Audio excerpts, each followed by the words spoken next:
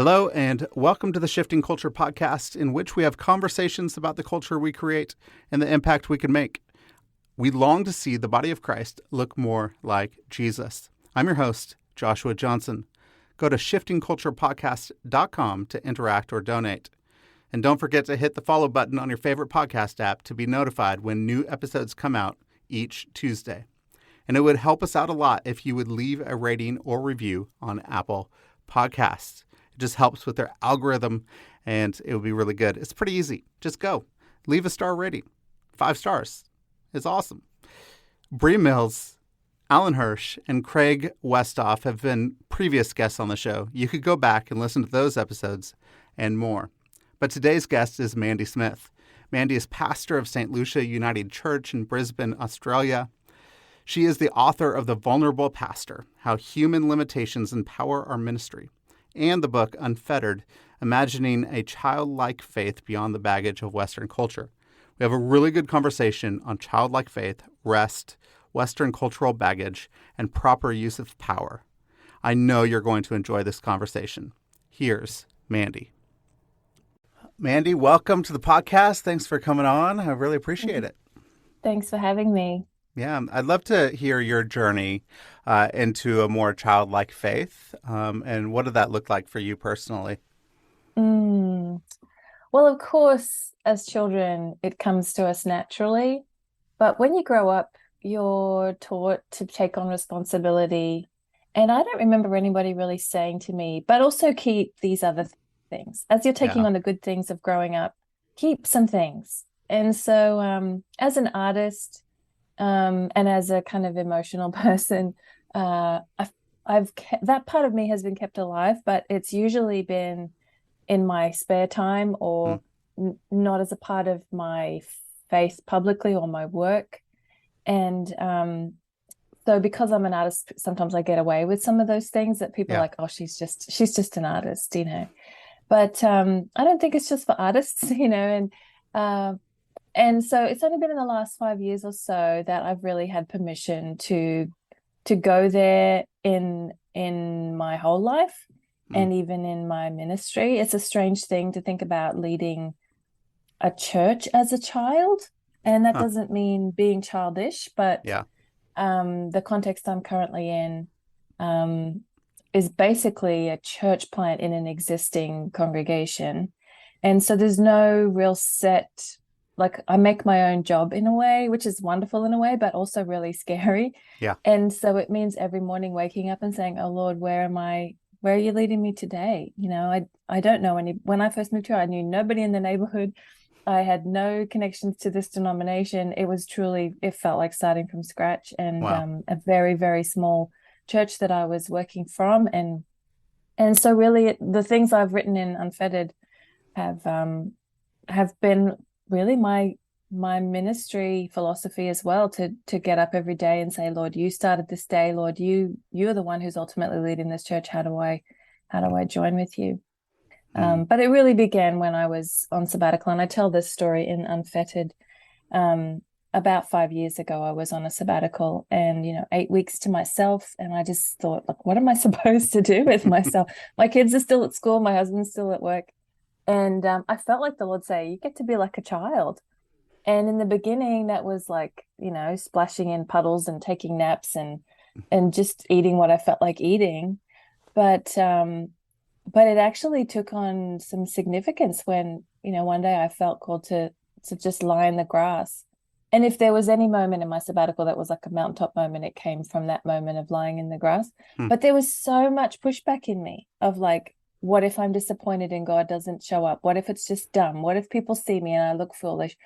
And I just started realizing there's a lot of junk in us, a lot of Western baggage that's to do with impressing people or being in control. And so I had to work on some really serious false self kind of stuff. And so by the time I got back to work after the 8 weeks of doing that, I thought it was just a little experiment for 8 weeks, but something had awoken in me, and I could no longer tell the difference between my childlike kind of prompts and the work of the Spirit in me. And so I started to see, wow, this is serious stuff. Wow. So as we're trying to enter into something like this and actually be a little bit like Jesus and only doing what the Father in heaven is doing, that he could only do that and be dependent on him, to walk in that way, to say, and Jesus saying, if you want to enter into the kingdom of God, you have to be like a child. What Hmm. is holding us back in our culture from entering into that space? Yeah, yeah. Well, this is where I started to collide with some things that were in me from my education and from the media and all kinds of cultural stuff. But sadly, I saw a lot of that had even come into our faith in the Western church. And the things that I really noticed were two main things. This kind of, I think, therefore I am instinct that Descartes named, that's so foundational to Western ways of doing things, Hmm. that really values thinking over everything else. And of course, our minds are a beautiful part of who we are, but they're not everything. But it's a place where we feel like we can control things. And so it's comfortable to us to talk about concepts and ideas. Um, but sadly, it leads to a very dry faith. It leads to a faith that it's tends towards doubt, Yeah. that we imagine if we can't understand God with our whole minds, which he specifically promises he is a mystery, when we come to the end of our mental capacities there, then we say, oh, okay, well, I mustn't believe in God, instead of saying, well, how is God engaging my senses and my emotions and my Hmm. instincts and through relationships and through nature? And what if God is bombarding us constantly with messages from him, but we're only tuning in one very narrow way? Hmm. Um, and so, as children, we knew how to engage us whole selves, because Yeah. there's been a lot written about how this does a lot of damage to us, to compartmentalize the human experience and Hmm. to kind of make a hierarchy that thinking is the highest form of being a human, and all the other, there's something shameful about instincts, or there's something shameful about emotions. Have you ever noticed how often people say sorry when they cry? Almost every time. It breaks Yeah. my heart. I do it too. I've tried not to say sorry when I cry, but it's just this instinct, Hmm. because it feels like we've failed, that Hmm. our emotions came out. So what if I actually wrote a theology of tears for that reason? What if something really important is happening when we cry? Hmm. So there's that one part of this I think therefore I am thing. And scripture talks about God engaging human beings through so Hmm. many parts of ourselves. So something heals in us when we engage, as we used to engage as children, with whole selves. And then secondly, this underlying cultural habit of I do, therefore I am, which is just Yeah. this knee-jerk response that when there's a problem, we fix it. When there's a question, we answer it. And there's this whole uh, industrial revolution that we grow from, that's Hmm. all about productivity. It's just in our bones. Yep. And it's so funny, because even when I mention these two habits to people, and I do this too, I've heard people say, oh, we need to think about that so we can fix it. And I'm like, that's exactly that's exactly the kind of problem we're stuck in, that even when we realize the problem, we want to think about it and fix it. And as children, we remembered how to wake up to the day that was already humming along in a Yeah. world that we didn't create, and take part in a church that was not of our making, and a family that was going on before us and would happen after us. And we got frustrated as children, of course, that we didn't have power, but we weren't surprised when we weren't running the world, that Hmm. we could bring whatever agency we did have, whatever gifts and passions and joys we did have, we could bring them, but knowing that was a part of what was happening in the world. Hmm. And I think this is part of what Jesus is meaning when he says you can't enter the kingdom unless you become like a child as well, because you can't really engage with a God if you're always feeling like you are God and it's Yeah. up to you. Wow. So, but it's hopeful for me to realize, okay, this isn't about working really hard to fix ourselves and become these two things again, but acknowledging that we were this once before, Yeah. and we can remember it again. And actually, I've found, as I've tried to navigate that, it's been hugely healing for me. So much baggage from our culture and from Western Christianity has been healed in me as I've stepped towards things like this. So Hmm. it's good stuff. Yeah, that's really good stuff. And I'd love to get back to it, but I want to go back around a little bit to your comment about tears and the theology of tears and Mm. what are tears saying about us, and how are they communicating uh, something about God Himself? Yeah. Oh my goodness. Well,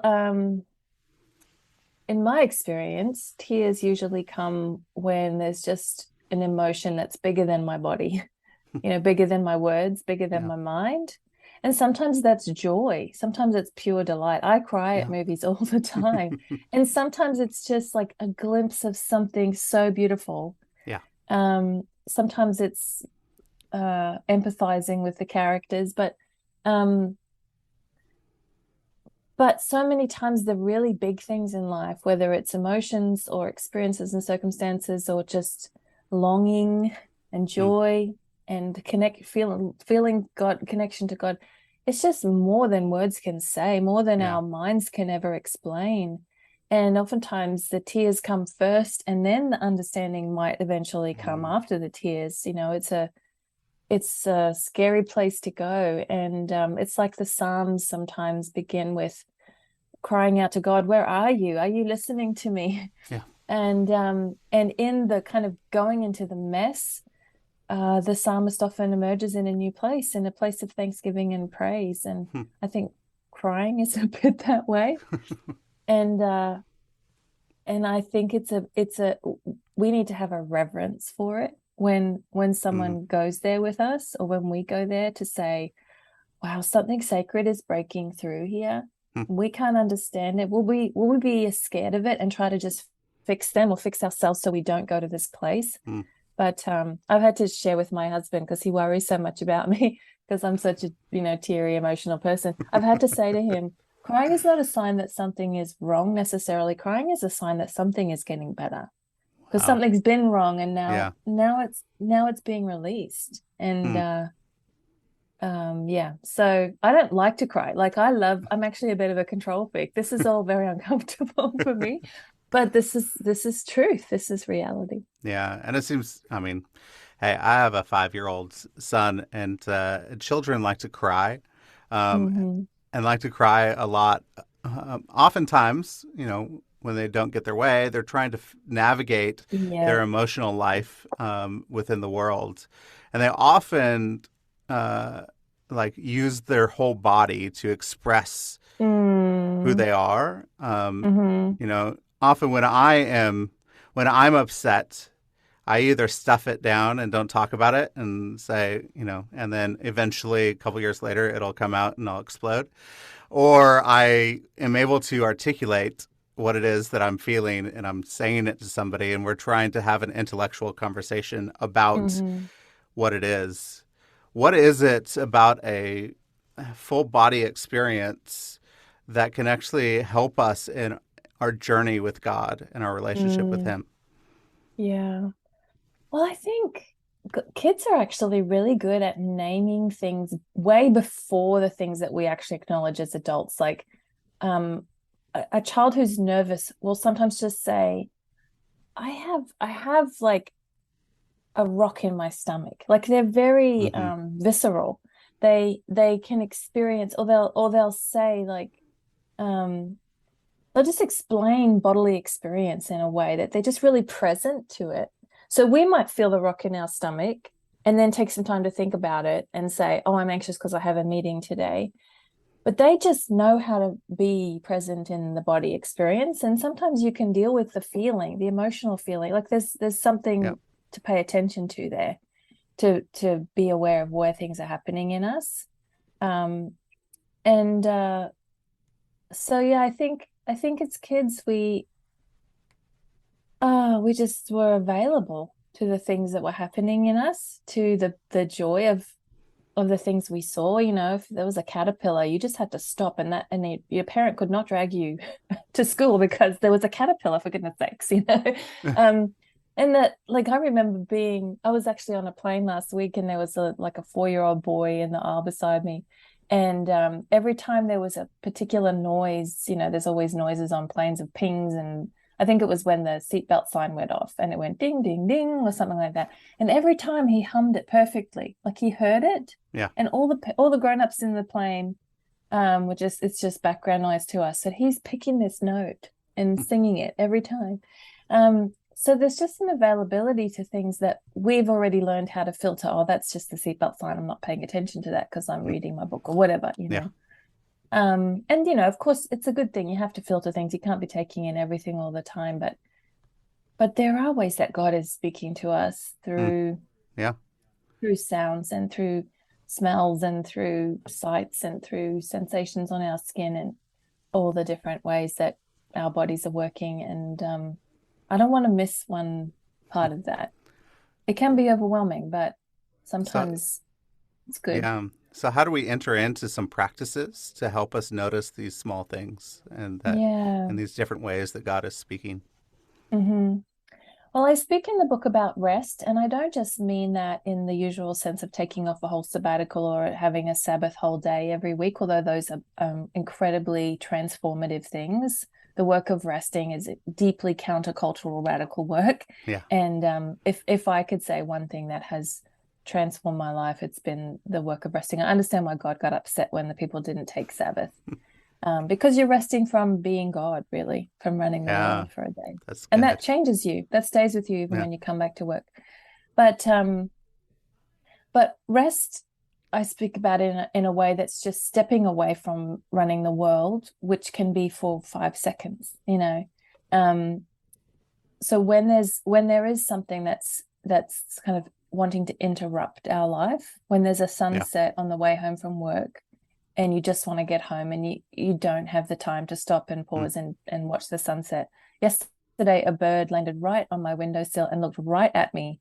I usually feed it, so I think it was a bit annoyed with me because there was no food out. And it was just staring right at me. And I could see these tiny little feathers right beside its beak that were like little whiskers sticking out because it was so close to me. And I was on a pretty important phone call. And I still had to just stop and look at it. You know, I could take the attention to listen and still take notice of these little tiny beak feathers I'd never seen before. So, you know, what if these things are happening in us and around us all the time, and we're so focused? Do we really trust that you can let yourself be interrupted, even just in those moments, in addition to the bigger moments of rest, to receive this? What I think it does, and this is why I think Jesus talks about consider the lilies and consider the birds, is that can sound like this Hallmark card sentimental, oh, isn't that nice, Thomas Kincaid painting or something, you know? But what Jesus, I think, is doing is saying there is a kingdom at work all around us, which is powerful and which is flourishing. And meanwhile, all the things we try to do are crumbling around our ears. And so for me, to watch the birds is to say that hawk who is just riding the winds is not concerned about this meeting that is giving me a stone in my stomach this morning.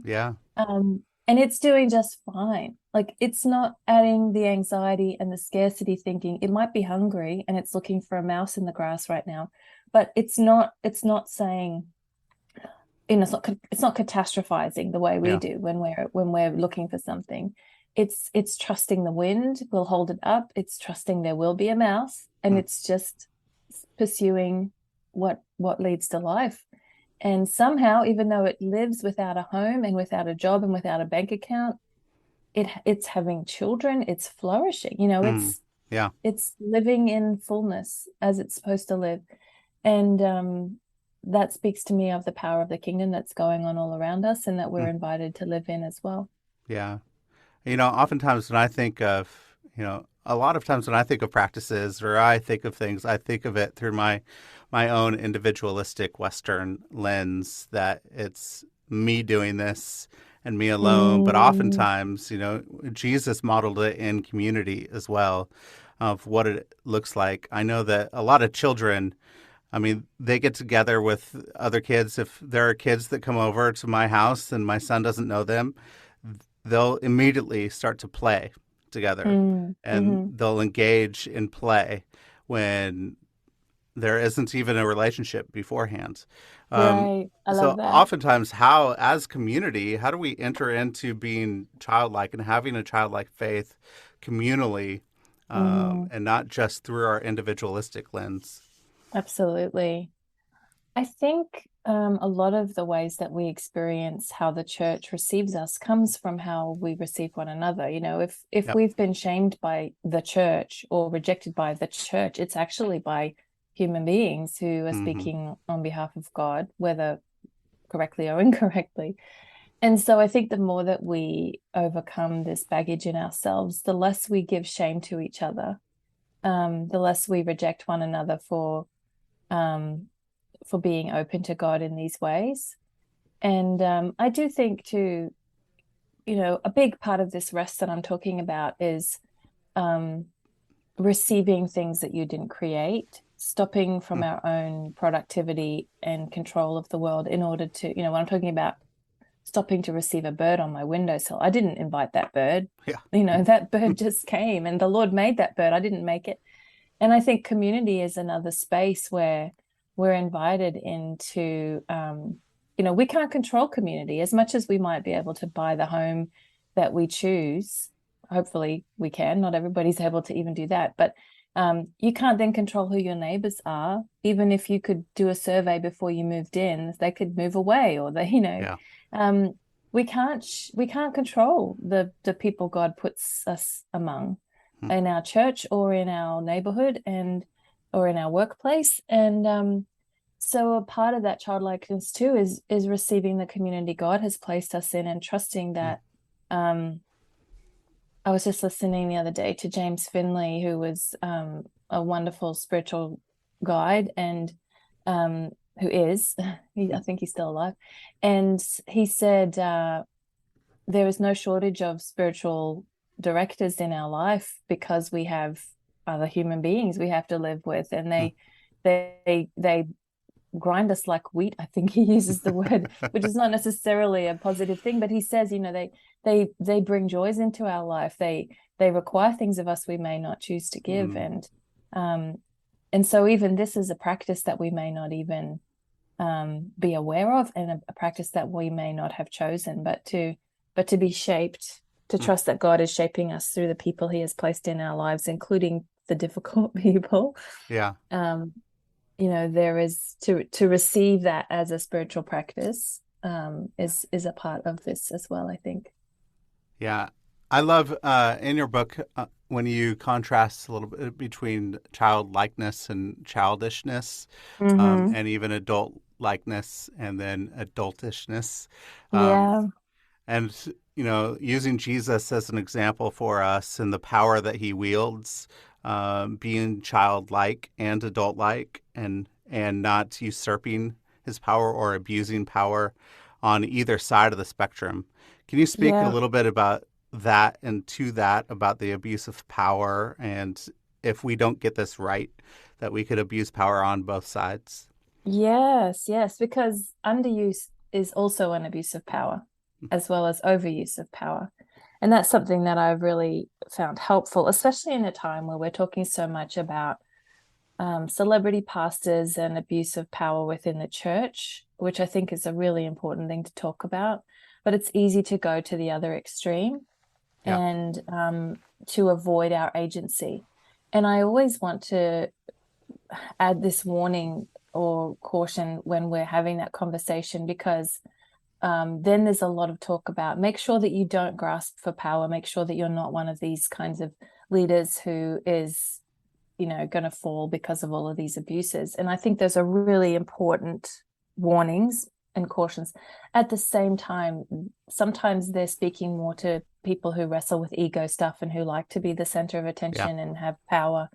And I've actually found a lot of that was coming out in the media when I was first being called to step into a lead pastor position some time ago. And it actually spoke to my deep temptation to not say yes to the call.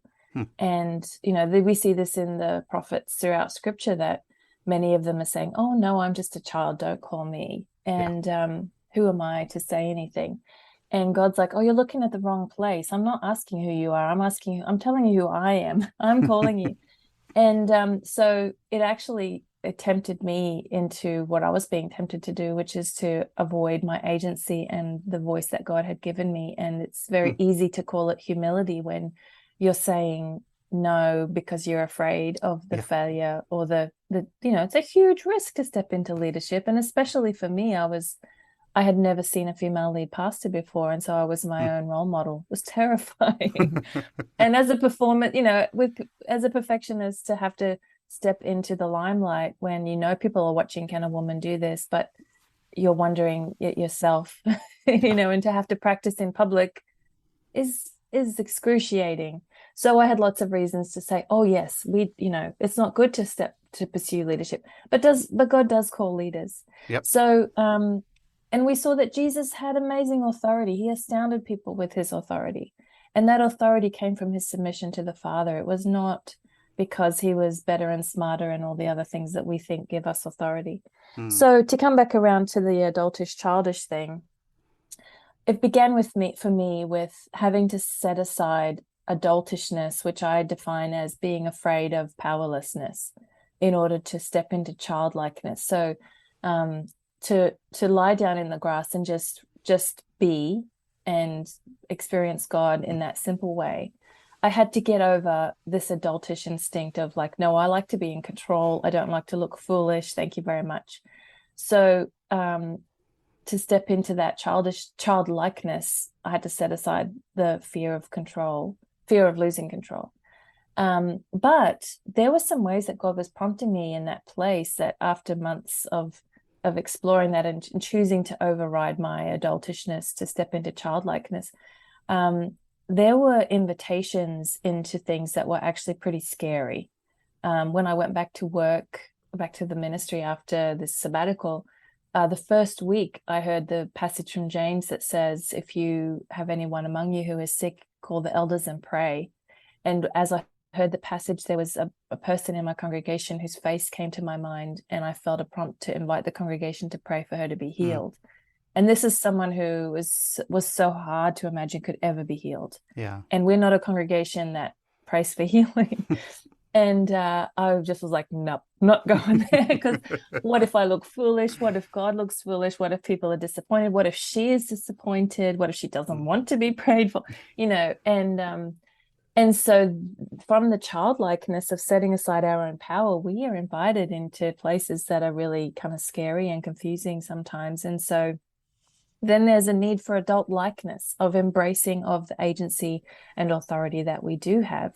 It's limited. Yep. And so then we have to have a lack of fear in our power, what power we do have, and set aside the childishness, which is a fear of having any power. It sounds like humility to say, oh no, I have nothing to offer, but it's a kind of childishness to avoid having some sense of agency that we do bring, limited though it may be.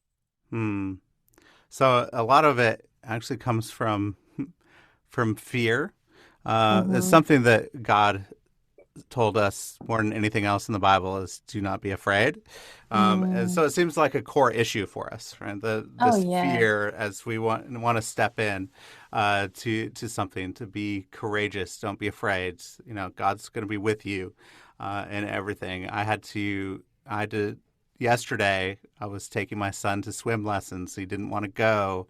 And we had to talk about fear and being courageous and stepping into things that make us uncomfortable, and have to tell him, I'm afraid sometimes, and everybody actually has this fear.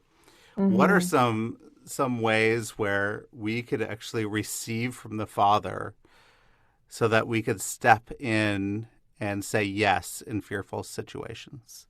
Man, I think a big part of this, I said that I didn't know anymore if this was my childlike instincts or the prompts of the Spirit in me. And I love the fact that the Spirit kind of feels like some of the good things of childlikeness. And so I had to rethink my whole theology of the Spirit. I come from a tradition that doesn't like to talk about the Spirit in a kind of an overreaction to Pentecostalism. Yeah. And we talk about God the Father and God the Son, but the Spirit really and I started realizing how much the Spirit is mentioned in Scripture, and how much the Scripture that I've been taught to have a high regard for actually talks a lot about the Spirit that I haven't taught to have a high regard for. And so for me, this is actually what feels like good news about this gospel, that I think I always had been taught, there was this Jesus who was God, who walked around on the earth 2000 years ago, and one day you'll get to be with him in heaven in some future state. And those are true, but they don't feel very present. And what feels really hopeful is the possibility that that same Spirit that inhabited that one human body now has been given in our human bodies. Yeah. And not that Jesus walks with us alone, but that Jesus is in us. Like, that is very hard to wrap our heads around, to think that this ordinary little life, this ordinary body, these gifts, this voice, are all places that Jesus wants to embody, as much as that Spirit of God was in his physical body in Palestine and in the Middle East 2000 years ago. And so if that's the case, and there are moments when I'm just really feeling deeply afraid or deep pain, that I say to the Lord, how is it possible that right now my body is only fear, my body is only pain, and yet you say your Spirit is here? And in those moments, I have come to see how it's almost like God's Spirit is like a sponge in us. It doesn't take away the deep experience of fear or pain, but the sponge holds it with us, in us, and carries it with us and says, I'm not afraid. Like, I feel it with you. It's real. It's valid. It's legitimate. I've been there and I overcame the grave.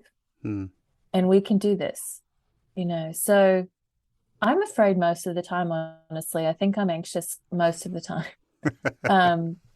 And I don't know the difference anymore between this feeling of excitement in my stomach and this feeling of anxiety. Like, it's just, especially navigating ministry at this moment in the church's story, it's just like we're throwing the rule book out. Everything we learned in seminary doesn't apply anymore. And everything is, we're all pioneers now, And I'm not a pioneer by heart. I'm a settler. Like, I like things stable. That's just not the way things are in our world or in the church right now. And so I kind of wish there was a word for anxious excited, because I'm kind of excited about what is being birthed in this moment, but I'm kind of anxious about what it costs, and the always being on the edge of your seat, always flying by the seat of your pants stuff, It is. I have heard a lot about high performers, especially, popular artists or athletes, that anxious feeling that they get. They tell themselves it's excitement. And the high performers change it into excitement instead of anxiousness. Interesting. It feels very similar. And it feels excitement and anxiety. Really similar. Yeah. Yeah. How can you pay attention to other people in the midst of a time where you're actually looking inward? How can you lift your eyes up to see that there are others around you that could actually walk with you in this situation? Yeah, I do think that anxiety, I don't know if they do this anymore, but back when I was having babies, they would ask you to bring something into the room to help, to deal with the pain, something to look forward to focus on, because when we're in pain and anxiety, it's easy to, like, even physically, we curl up and we close our eyes and we go inside of ourselves. And I do think that looking outward is a way to just, it like literally physically helps us in pain and anxiety, but I think metaphorically or spiritually, I should say, it's not metaphor, it's real, it's just harder to see with spiritual things, that having people around us draws us outside of ourselves. And actually Steve Cuss has an amazing book called Managing Leadership Anxiety, I think that's how it's called. And he talks about family systems, that the anxiety is often built into systems that we're a part of. And so that's a great resource to check out. He has a whole website that has all kinds of resources on it. I'm just distracted because there is a turkey that's walking in my backyard right now. We have these wild turkeys, and there's one that's trying to peck in my compost bin. And since I was talking about being interrupted by birds, I have to say it because otherwise I can't focus again. Okay, now I can focus. I talked about letting ourselves be interrupted. So back That's to your good. question. Yeah, it's so funny. Back to your question about anxiety and community. I just have this image in my head of the Lord's Supper, taking communion together that does this work. I'm from a tradition where we have it every Sunday, and I love it because it does this work of reminding us that the spirit that's in our individual bodies is also in the body of the church. Christ's body is the church, and that at communion we are drawn to the table together and can look across the table at one another, and maybe we don't really understand each other or agree with one another or even like each other, but I think something really transformative happens when we can say this motley crew of community that God has gathered together. I might not have chosen some of these folks, but somehow the spirit of God is inhabiting each of us and all of us communally. And what does it take for me to live in that unity? It's not a unity that we have to work for because we've already been given it. Like God doesn't say, work really hard until you're united in my spirit. He says, you are one in my spirit. You all have the same spirit. The question is whether you'll live as if it's true. And so something happens when we embrace that possibility that that even if we don't feel that unity in the spirit, that how would we act differently? How would we treat each other differently? How would we respond to our own anxieties if we knew that we were a part of this thing that is bigger than ourselves? Ordinary and broken though it may be, that this is where the Spirit of God is working. I don't know. It does raise our heads and open our eyes and give us a new imagination. So sticking with the community, if we're entering into a childlike faith, does it change the way that we do a church service, a gathering, that it's not mere intellection that we're sharing, that we're actually engaging other parts of who we are? Ideally, I think sometimes when people hear me speak, they assume that my church services are all finger painting or something like that. I want to also be respectful of the traditions that we find ourselves in and the history that we're a part of. Like, I think a part of the childlikeness is not only play and being open to our bodies, although it's definitely that. It's also being humbled by this reality that we find ourselves in a particular story, and that our faith is something we didn't create, that has been shaped by people throughout the centuries. And so there's something really rich about being a small part in this big story that has particular music that it's written and readings and prayers, and the richness of our history is a part of childlikeness, I think, too, to realize, like, I think sometimes we want to reinvent the wheel and think we've started it ourselves and have no acknowledgement of where we come from. But yeah, I think, I mean, if it were up to me, I think I'd be worshiping on the beach, I'd be dancing on the beach probably if it was about worshiping in a childlike way. But that's not always possible. So I have had times, for the sake of being in community, I'm willing to compromise some of the ways that I personally engage in a childlike way in order to engage in it in the childlike way of being lost in the community. But at the same time, there have been kind of side gatherings that I've had, because I know not everybody would be comfortable, of just listening. Like, for me, it's been listening to prompts where in the book Unfettered, I I'd share about the story of being called to dance. And at first, my thought was like, oh, yes, I should explore the metaphor of dance in scripture. And I was at a wedding and I felt the Lord say, it's not only a metaphor, like everybody else at my table just got up to go to the dance floor. And I was like, oh, I don't know. I'm the one who officiated this wedding. Is that appropriate for me to go as well? And so then there were times when I did, like during COVID, it was actually interesting because I realized like we're not allowed to gather for worship right now, but nobody said we can't go out into a field and dance 10 feet apart, Mm. or whatever the official measurement Yeah. was.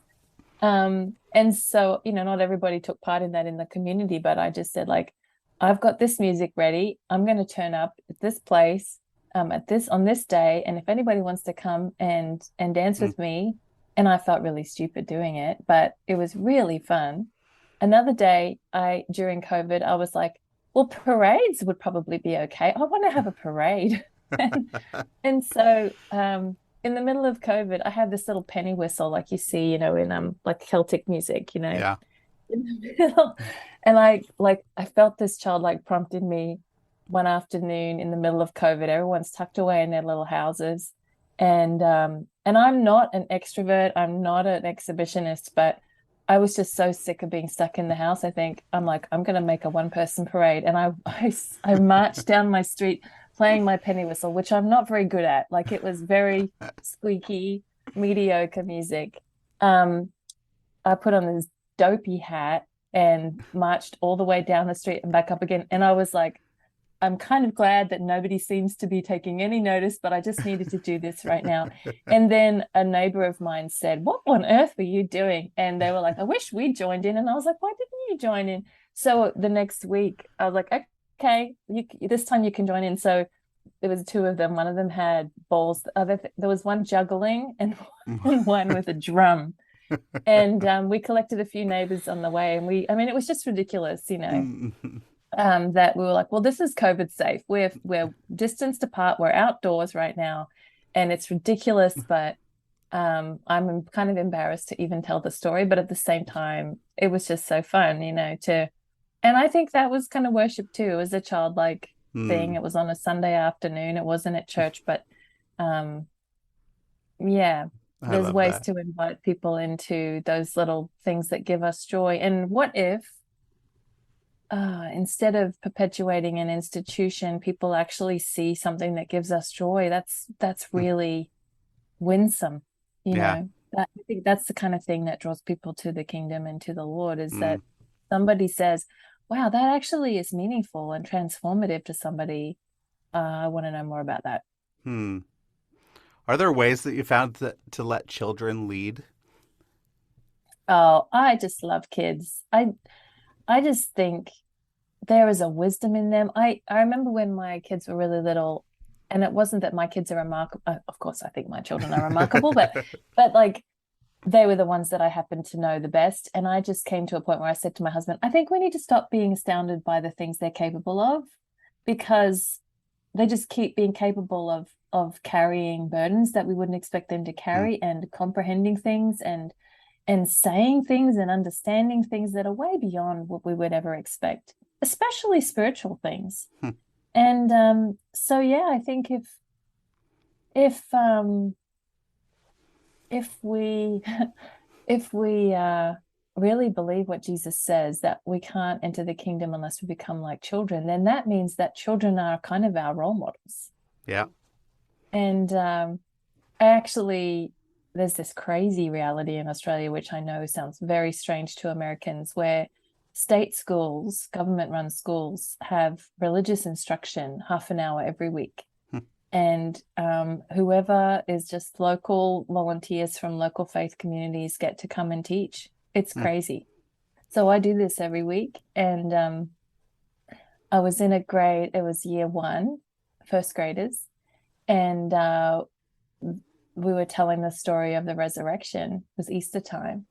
And I overheard this little conversation between these two little boys. And the teacher said, yeah, and Jesus died. And and then this one little kid was like, oh no. And the one beside him said, but that's okay. He came back to life. And the first kid said, but how did he do that? And the second kid said, yeah, I know, but he's God. Like, and then the final kid did this like dab thing, like it was just so real. And it was like he basically just told the whole gospel. It was the best sermon I've ever heard. Wow. So yeah, it's a great question. And I think it's one we should keep asking of like, what are the questions? Kids are just so available to Yep. reality. They're so honest, they're courageous. I mean, they're frustrating sometimes, but I think in my previous church we would have the children's sermon before the sermon, and it really stretched me as a preacher to make sure that I could, if I can't say in 5 minutes to the children what I'm about to say in 20 minutes to the grown-ups, I'd better like step down from this Yeah. post. But oftentimes the grown-ups also would be like, oh man, it was the things that the children were saying to you, because I would have a little Yeah. conversation with the kids. Oftentimes it was those conversations that really made the passage come alive. So Yeah. I'd love to have that posture to be able to help let the kids lead and learn from children, to figure out how do we actually become more like children to enter into the kingdom of God. I have a couple questions here at the end. One, if you could go back to your 21-year-old self, what advice would you give? oh my goodness, 21, man.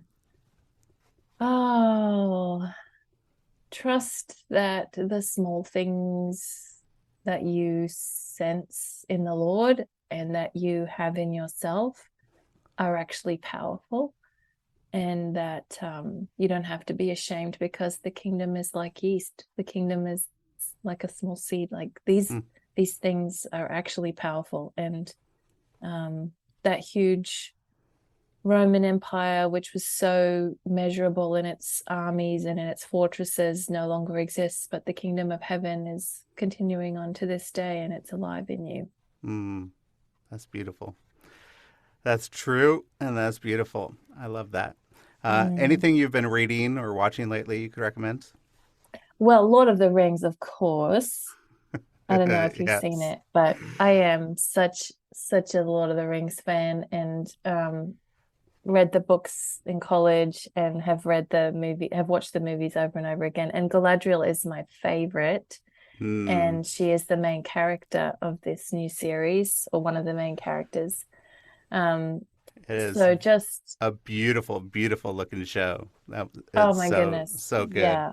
So I'm watching that at the moment, and I just feel seen in those stories, because it's small beings determined to pursue goodness Hmm.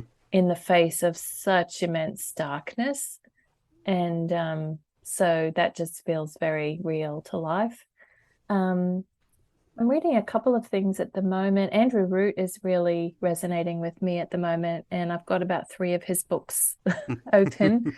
But also, actually, I'm listening to an audiobook of how do you pronounce it there? Augustine or Augustine? I think it's Augustine in the Yeah. US, isn't it? Yeah, In the U.S., yeah. in the US, yeah. Our crazy accent. No, that's okay. I try to adapt, but I lose track of where people say what. So, Augustine's Confessions, which is one of those books that I feel like I should have read, and I've never read before.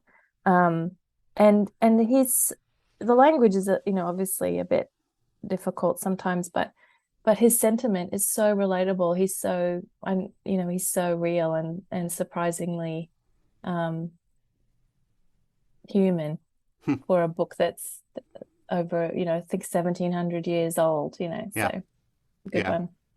That's great. Yeah. Where could people connect with you, find your work?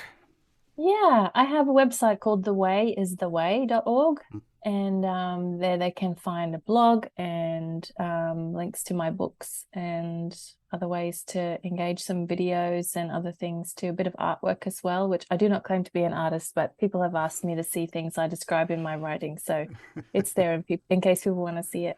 Nice. Well, Mandy, it was a fantastic conversation. I loved actually just walking through what does it look like to have a more childlike faith? How do we enter into a place of rest so that we could receive from the Father and not be God ourselves, but actually let God be God and us be the humans that He has created so that we can actually walk in step with Him and that we can actually go and notice the small things and the little things and see that they actually have power in the kingdom of God. So thank you so much for the conversation. It was really a privilege to talk to you. It's been so good to be with you. Take care. All right. Thank you. Bye.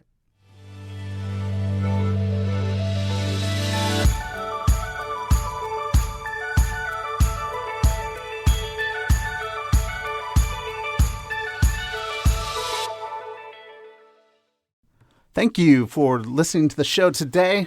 If you're really enjoying the show, please don't forget to hit the follow button on your favorite podcast app. You could do it right now. Just hit that little plus.